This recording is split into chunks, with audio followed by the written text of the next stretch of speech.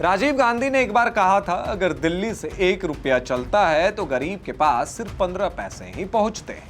ये सच्चाई उस कांग्रेस पार्टी की थी जो सिर्फ भ्रष्टाचार, बिचौलिए और फर्जी लाभार्थी के आड़ में टैक्स पेयर के पैसों को बर्बाद कर रही थी।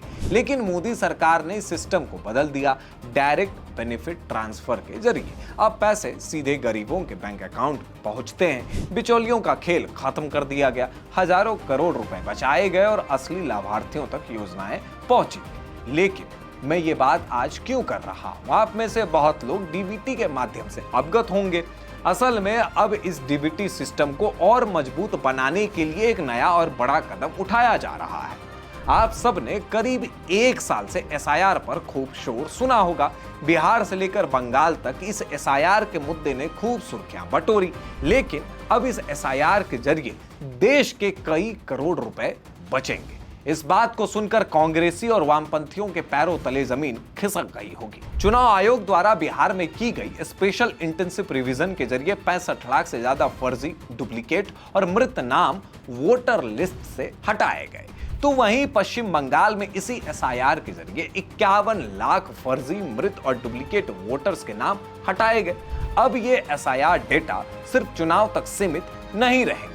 मीडिया रिपोर्ट्स के हवाले से ये खबर है कि पश्चिम बंगाल की नई सरकार ने यह फैसला लिया है कि एसआईआर डेटा के आधार पर सरकारी योजनाओं के लाभार्थियों की जांच की जाएगी। जिनका नाम वोटर लिस्ट में नहीं है, उन्हें योजनाओं का लाभ नहीं मिलेगा। बिहार में भी सरकार ने राशन पासबुक की समीक्षा और कैंसिलेशन की प्रक्रिया शुरू कर दी है। मकसद साफ है, फर्जी नामों और लाभार्थियों के ऊपर कागजी बुलडोजर एक्शन हुआ है। इससे टैक्स पेयर्स का पैसा बचेगा। असली गरीब, किसान, जरूरतमंद तक 100 पैसे का 100 पैसा पहुंचेगा।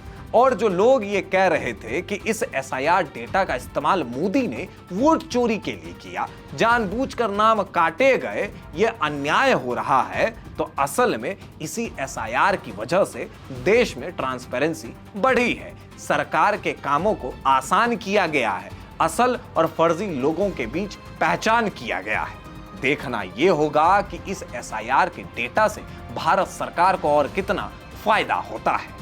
देखते रहिए DNI।